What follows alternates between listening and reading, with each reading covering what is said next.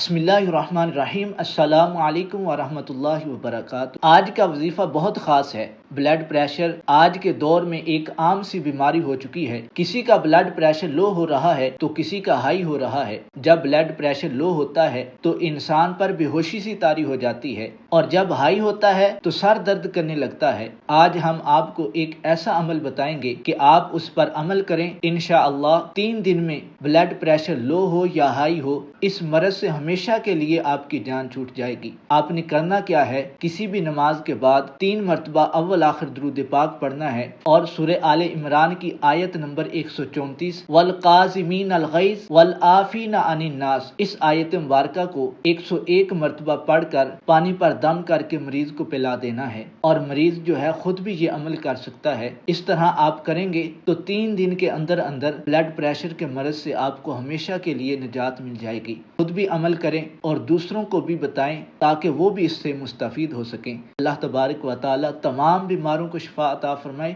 آمین۔